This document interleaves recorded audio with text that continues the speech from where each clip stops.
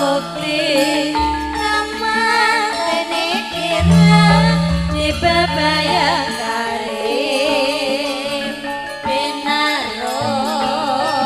kan pratandha kesangrange katon wibawa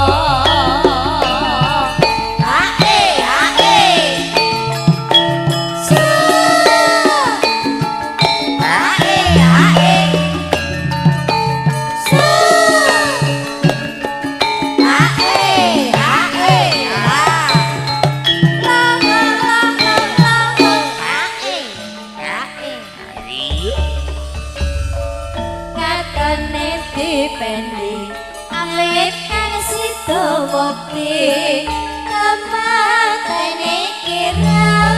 dibebayang karim binaro kan pratandha tresnane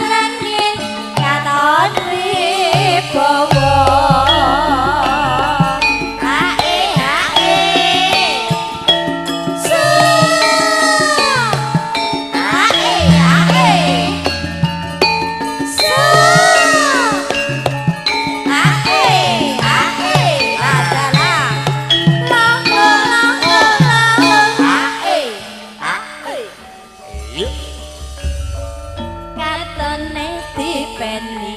awit kang sida mukti kamatene kira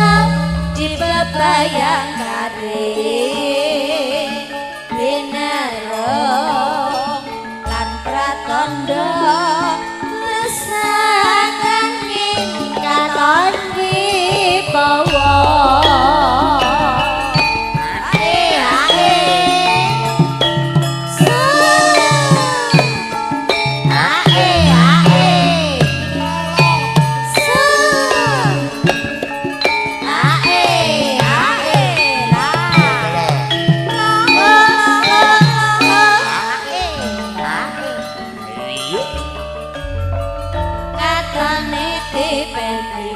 awit kang sida mukti kamatene kira dibebayang karim binaro kang pratandha tresnane katon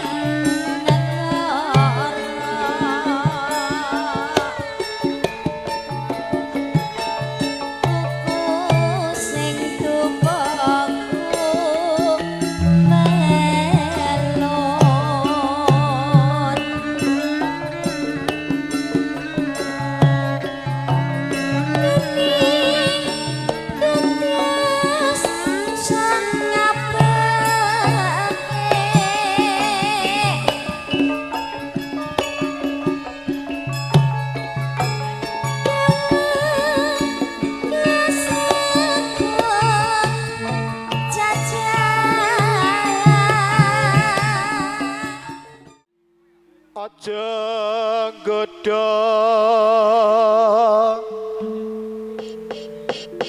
lan ngrencana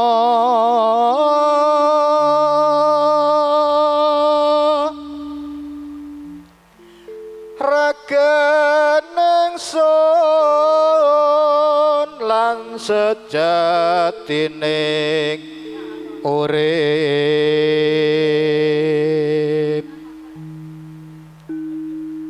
tematiku saka hano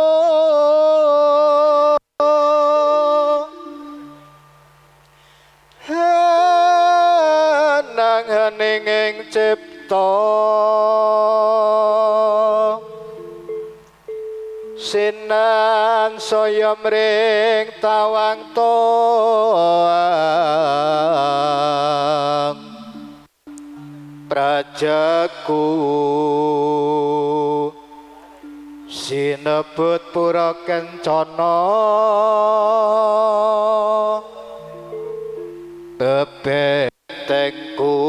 aja wasi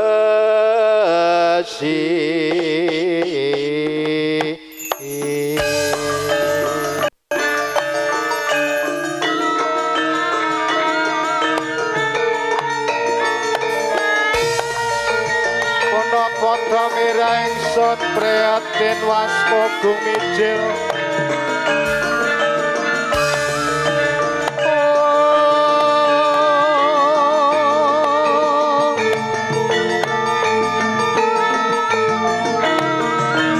Nudangan karyo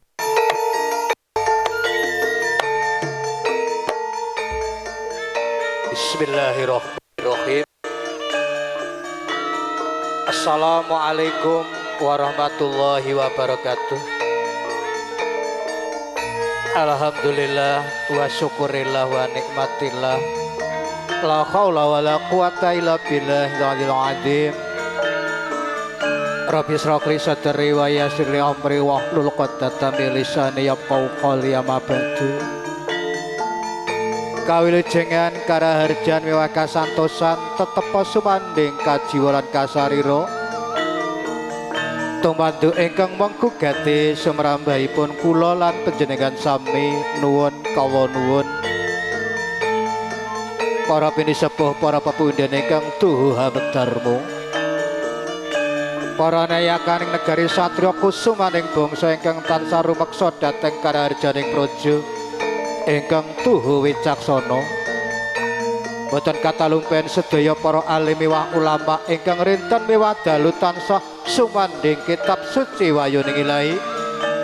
babar pisan minangka panuntuning kiblating panembah dhateng kawula dasih ingkang pantes pinundi saha kinabekten parwa widodara rahayu ning atur kanthi ngenepaken raos ngeningaken pancandriya. Monggo-monggo Bapak Ibu Kang Mas Mbak Yulan sedaya para adhi sekalian sawetawis kula dherekaken ngrajut budayaning Ponanghangga sinawung manungku puja miwah syukur kajak wonten ngarsa dalem Allah Subhanahu wa taala ingkang sampun maringi mapinten-pinten kanikmatan kanugrahan katiti wonten ing siang kalodhangan menika. Panjenengan sami do para pepundhen kepareng silaturahim wonten salebeting upacara pahargyan prasaja tumapaing gati wisudaning sang pangantian kekalih. Shalawat miwah salam do para tamu tetep kita pepetri sesarengan pun sanjungaken dumateng junjungan kita Nabi Agung Muhammad sallallahu alaihi wasallam ingkang saged kita tenggo syafaatipun wit wonten ing alam donya dumugi delahan wangke amin Allahumma amin. Senurung saking sedyaning kayun ginuga saking perdoling manah miwah binuka saking sedyaning nala parikedah kula pun taruna kumijil saking wali kukun cumantaka babar pisan minangka pengendali wara juru panatawara marangga piantara tinimbalan kekes dimenggugati pepundhen kula Bapak Sujati miwah Ibu Sriani ciptaning galih do para Bapak Sujati sekambit garwa wonten kalodhangan menika parang netepi darmaning sepuh pahargya siwinipun kang dahat kinasih Seno ngasmo Dia Ayudita Maranata ingkang nedya kajatu krama dhaup kalian jejaka kang pinilih Seno ngasmo Bagus Abdul Aziz Irawan Jalutanaya piyanipun Bapak Siswanto Ibu Karsiti bijil saking Gentong Paron Ngawi Jawi Weton tumapa ing gati para piniji ngayun makarti pujangganing payiwahan kasaira pepunden kula Eyang Suwardi Purbonoto martuwi besan bagi kasaira Bapak Suparno Sekang Garwo waosan ayat-ayat suci Al-Qur'an kasaira mangke panjenenganipun Adimas Harsono pasrah panglawan tasulipun kadang besan kasaira Bapak Usman Hadi katamping iras pantes nglantasaken anggap wacana pangayu bagya kasarya pepunden kula Bapak Sugito mungkasi bargan kanthi hasta para waosan doa kasaira pyanipun pepunden kula Bapak Sukimun mekaten do pratamu ingkang makarti nawung krida sampun kepareng katur ewasana sekeca lenggah kanthi sak merdikaning kayun seksamaning budi miwah karso berkah pengestu penyan sami do pratamu mugia katumpratna datala kasing temanten kekalih ing kepareng sinubo sinukarto sekitar lega ngantos rampunging gati nuwun kawa nuwun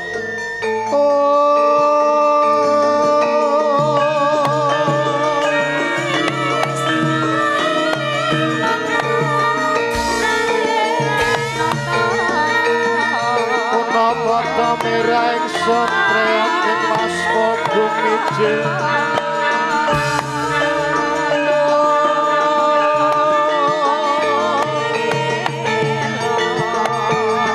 tuhut jahatan pokaryo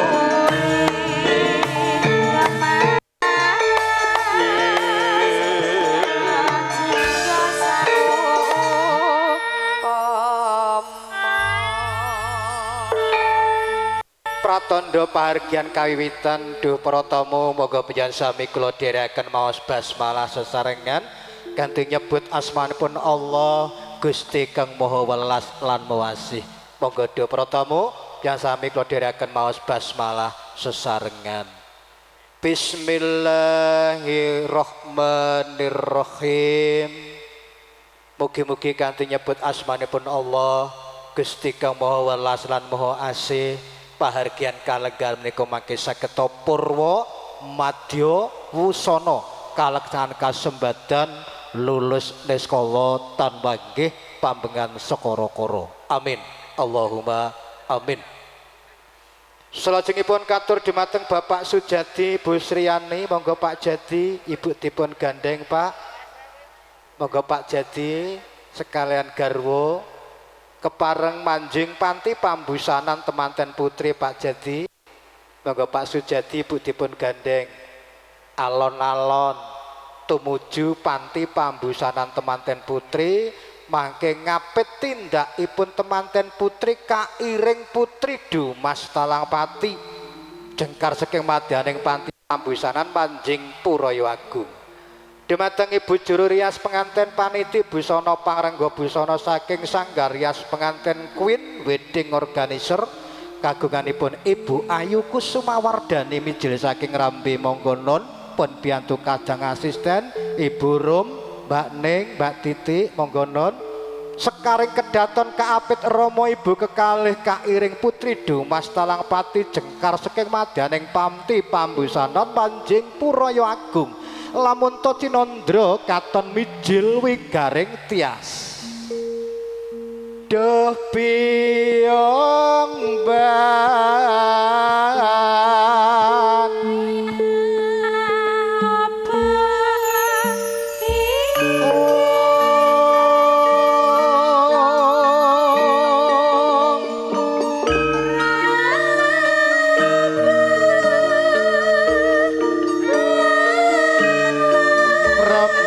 ban bos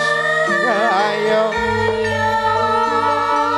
engke kono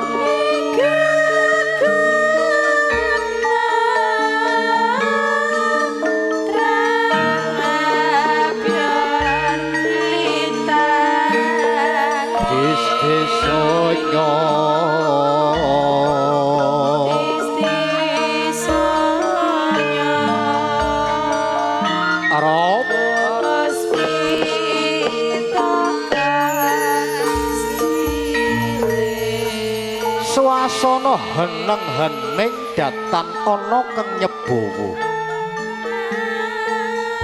ungeling ketawang mijil wigaring tias pratandha miyosipun temanten putri ingkang cemlorot yayah sesotya coplok saking madyaning ngembanan batobat ayune ora ana kangungkuli Diah ayu Roro Dita Maranata kaapit dening Bapak Sujadi mewah Ibu Sriani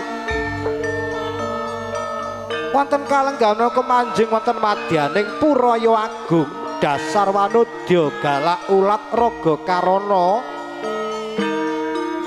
gonas ganes meraati mbombrong saya mencorong besengut tambah patut yen nesu malah tambah ayu apa maneh yen nangis batobat malah tambah manis arek mogi nelung sinawung cunduk mentul jejeg tengah doyong pinggir kinarya lumaksana punang cunduk mentul kaya bisa ngawe-ngawe marang priya kang dadi pilihane mengkono Bapak Sujati ngunandika nduk anakku ngger Dita Maranata inggih Rama kenepno rasamu wening napa candriamu nduk aja tumpang sus jroning pikirmu dina iki bapak lan ibumu bakal netepi wajibing wong tuwa kanggo sira ngger Dita inggih Rama muga-muga wayu jodoh bisa sajiwa kanggo kowe wong ayu ngestakaken dawuh Rama semono uga ibune coba sawangan sedulur akeh saka brang wetan brang lor brang kidul brang kulon brang wetan wis jumurung nglumpuk ana gubuke awake dhewe kabeh mau saperlu paring berkanggone awake dhewe bakal tepi wajibing wong tua kanggo anakmu ya kuwi Dita Maranata bune syukur seketi jumurung pakne aku mung tansah melu pekeng dadi kersane bapakne sak sampunipun sekaring kedaton lenggah wonten madyaning kursi pinajang bali kawinangun Waroro lan Jejaka kemareng tumuli manjing wonten madyaning sasana pinanci mangkono lekasing sedya para widodari warsiki Purbasini lengleng mandanu lengleng sari Bapak Sujati kula jejering putri Dumas minangka jejering pagrayu ngaturaken uga rampe kageman Brama tumapaking pangging temanten Bapak Sujati bisa sirna godha pangrencana nemu bejo sak garwa putra lumintum besok temekan putu uga rampe tak tampa warara mula hawit kang saka kowe minangka pratandha kanggo gelak lakune anakku manem Brama tumapaking pangging anakku to temune anakku dhauping anakku siratan kang mijil saka tirta wening kasuwargan jati tampan ana kanggo miyak sekeng Soekarto istakaken dawuh warara istakaken dawuh Bapak Jati menika kula ugi ngabiyantara kene lengleng sari menika kula ngaturaken ugi uga rampe kageman Brama tumapaking gati dhauping temanten kekalih mangke bumbu tak tampa kanthi bombong tiasing sun babasan tan kena cinitra ning ukara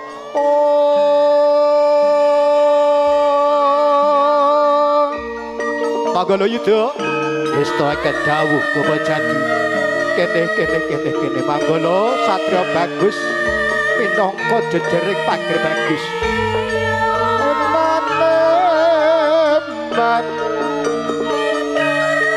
kembar mayang sak kembaran sak perangan tampanono Manggala istakaken dawuh Bapak Jati yen to terbi yo monggo lingkus pisan aja nganti ana alum pupuse kapindho rontok gegodhengane kembaran reksane ati-ati yen to terbi tekad aja menggrang sawetawis kula minta pamit Bapak Jati madhap pasilan gelak lakune anakku lanang Manggala Yuda istakaken dawuh Bapak Jati pra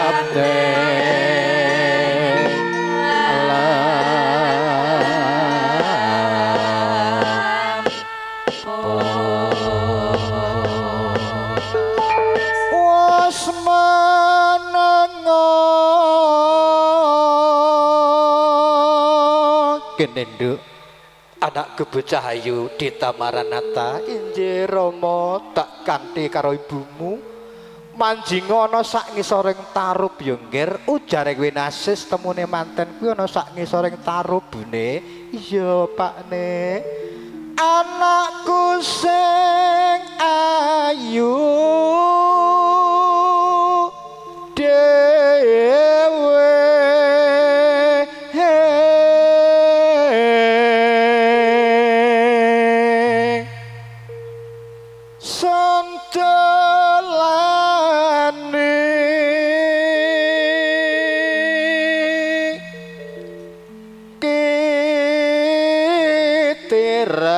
kang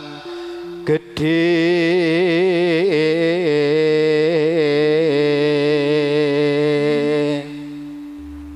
gawehane yuang udipati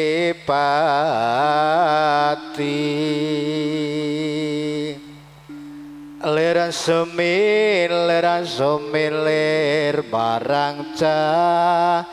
ayu para tamu kakung putri para papunden para pinisepuh ingkang berbudi bawalaksana pambedholing kalpatarosa kembaran lumprang kang kathah kembar mayang nirbaya nirsansaya para paraga jangkep putri duman manggala yuda manjing wonten madyaning palarmanipun kaki temanten boten dangu malih dauping temanten kawiwitan katur dumateng sedaya panekaring temanten kakung mijil saking Gentong Kidul monggo nun keparenga lumaksana wonten sakwingkingipun temanten kakung nenggih Bagus Abdul Aziz Irawan pun kanthi sigrak sumanak sumingkir saking raos kuwatir hurut runtut kang sarwa patut manjing Purayagung katinon saking Mandrawati ndaknya temanten kakung Yayah Mahesa kang ginelak kebugiro pelok barang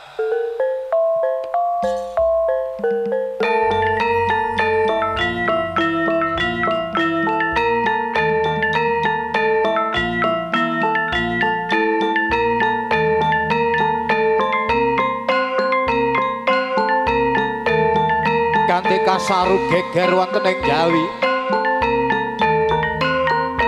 piyak kang samya maraseba repepeh menika warnane kaki temanten Bagus Abdul Aziz Irawan pun kanthi sedaya kadang gotrah keluarga seke kadang pisan miju saking Gentong Kidul Paron Ngawi lumaksana kanthi hurut-runtut kang sarwa patut jajar datan gelekeng sedya datan warsa dateng tumapak ing titik laksana sorak kang gumuruh sedaya para tamu kakung putri asung pangkormatan dateng kasing temanten kakung ingkang kepareng badhe miwiti putra panggih Bagus Abdul Aziz Irawan dasar bagus warnane katiti ngagem bestar hasesuping sekar kandel mungguing talingan kanan kiring yakti panulak ing rubedana sedya ratu meka yen tumeka ratu mama yen tumama rabaya dadi ngopo katelah wayuning jodho sageta sajiwa dhateng temanten kekalih ingkang kepareng sinuba sinukarta desa mawacara negara mawatata kanthi jumurung asung pangkormatan sedaya para tamu kakung putri sedaya panekaring temanten kakung kang lumaksana kanthi rutut kang sarwa patut Panjung sasana pahargyan boten dangu malih dauping temanten daya kawiwitan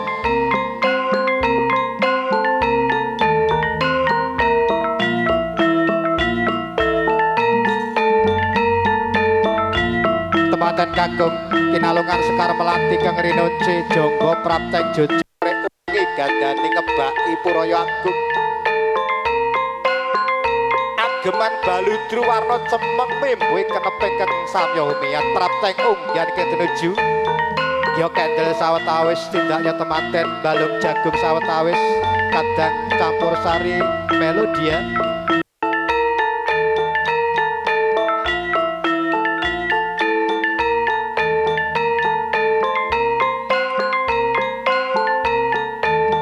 ya kendel sawetawis tindakipun temanten sedaya para tamu kasuwun jumeneng rumiyin monggo Bapak Ibu ngadeg sawetawis monggo Bapak Ibu kasuwun jumeneng rumiyin berdiri sejenak Bapak Ibu sedaya para tamu mohon untuk berdiri sejenak monggo kasuwun jumeneng sawetawis asung pangkormatan dhateng lekasing temanten kang pareng binayang kare pujangganing paewan Eyang Suwardi Purbanata sampun samapta ing gati sawigung diri Ibu Ayu Kusumawardhani ingkang pun biyantu sedaya kadang asisten samapta lan satata tumapa ing panggih temanten binarung selawat srokal Allahumma sholli ala Muhammad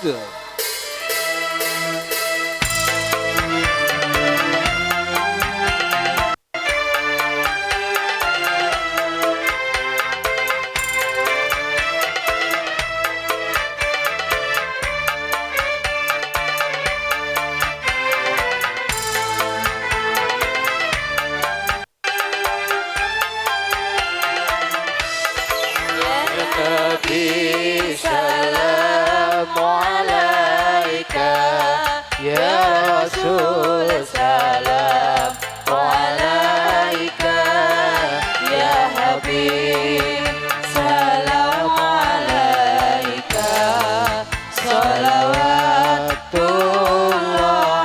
alaika asraqal badrun alaina baltafat minhul buturu misla husni ma ra'ayna hatu ya wajah sururi Allah ya Nabi salam alaika ya Rasul salam alaika ya Habib salam alaika salawatullah alaika Syamsun anta badarun anta nurun fauqa nurin anta iksirun wa ghali anta misbahu sururi Allah ya Nabi salam alaika ya Rasul salam alaika ya Habib salam alaika salawatullah alaika Ya Habibi ya Muhammad ya Musa Rafiqaini ya Muayyad ya Muhammad ya Imam al-Qiblataini Allah ya Nabi salam alaika ya Rasul salam alaika ya Habib salam alaika salawatullah alaika Asraqa badru alaina fatabat minhu buduru mithla husni ma ra'ayna qadu ya wajah sururi Allah ya Nabi salam alaika Rasul salam alaika ya Habib salam alaika salawatullah alaika.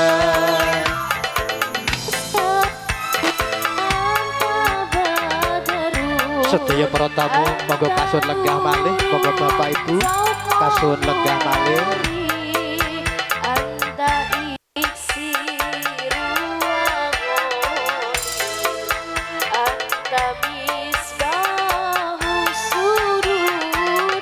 Allah ya Nabi salamu alaika ya Allah alaika salam sallallahu ala Muhammad sallallahu alaihi wasallam.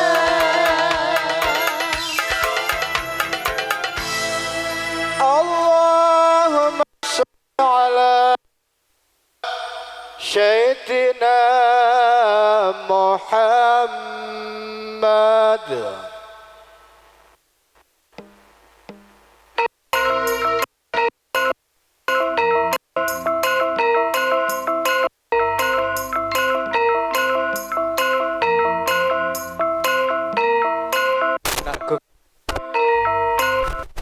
Cahayu pecah kuning kita Maranatha lan siragle Asis Irawan. Now people lulus sekolah ya nggih. Kabeh dinalu selawat serokan. Ing pangajak direk kekeprasamu wonten ponco pilihan. Oke, ditunggu ya Bapak. Tinggal diberi sedaya. Satu, dua. Lagi satu, dua. Bisa kasih ulang iman orang Islam juga bagi umur kasih video bisa orang ganggu aku ngokir-ngokir tegesi jadi kelambukan sakinah mawadah warohimah ya Abdul Aziz kita Kono Sernakno ewa perkewa dirkusa runggi lenggah setara 12 ayo tak kanthi ibu panjing puraya agung sinarengan lenggahipun daya para mukung putri Katinus keng Mandrawa katon moyo candrane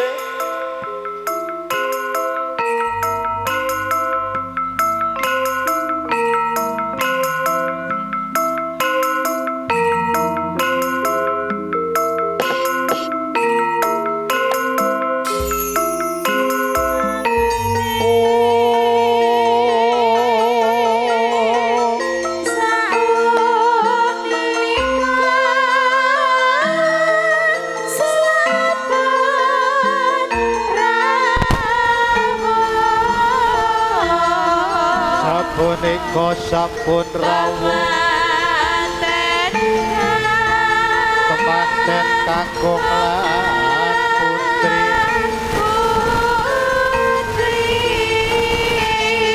pindho sasongko dumadya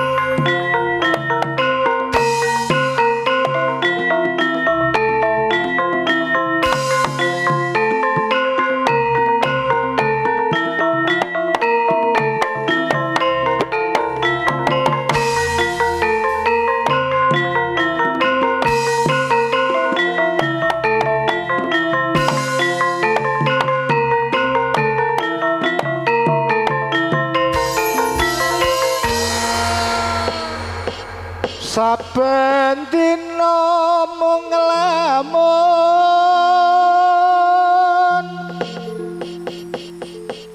angen-angen marang Dita Maranata Yeti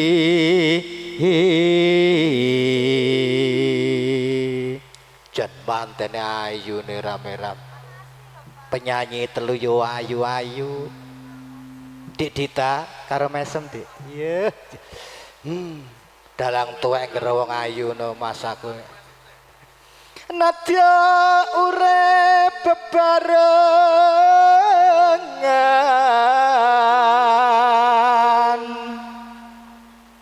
bunga susah dilampahi.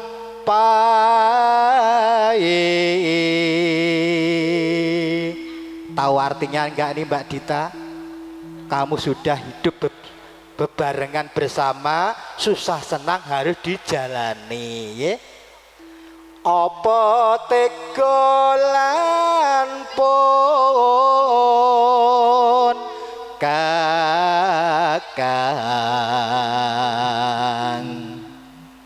tresnaku ora bisa lali.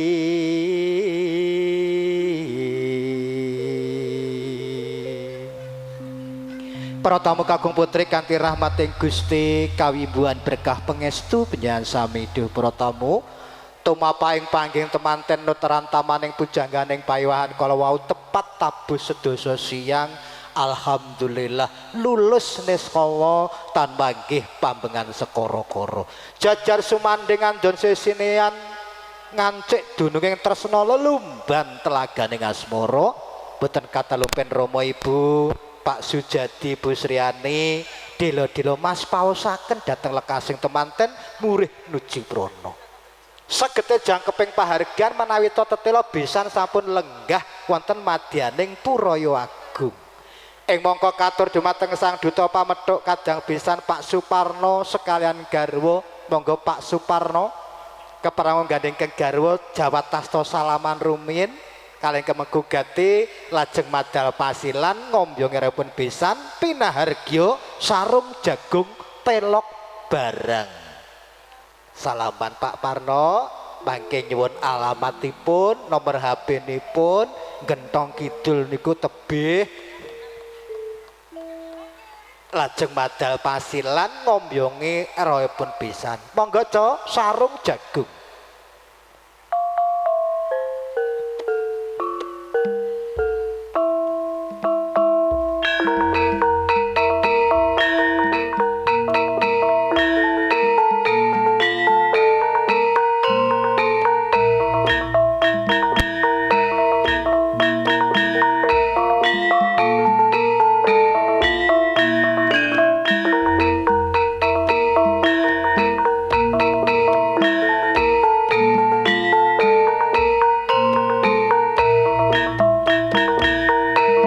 Bapak Suparno laju bablas wonten madaning prabon kadang pisan.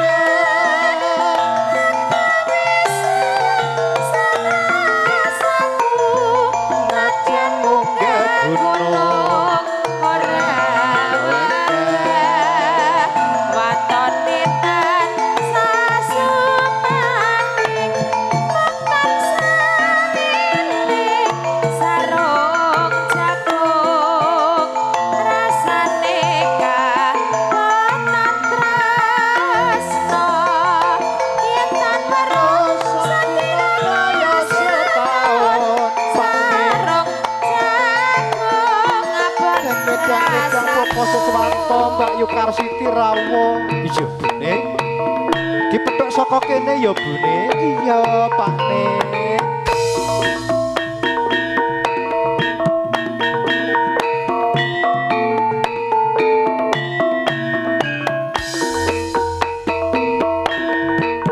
Bapak Seswanto Ibu Karsiti mujudaken kadang pisan Junwanjing Puraya Agung kawijining pangandikan kula ingkang sowan Bapak Sujadi Mbak Yusriani kula ingkang sowan monggo kadang pisan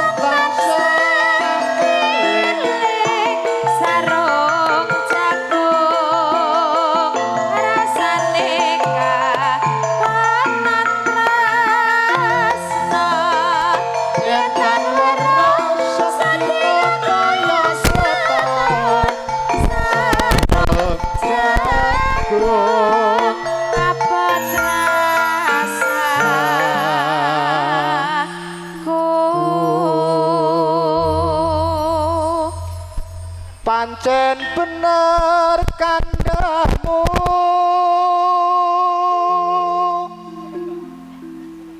urip iku mung eling lan tekun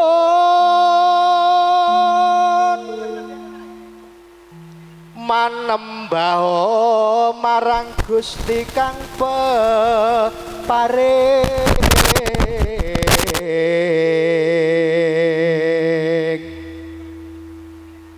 dateng pundi paranipun tan wurung madhep yuang manon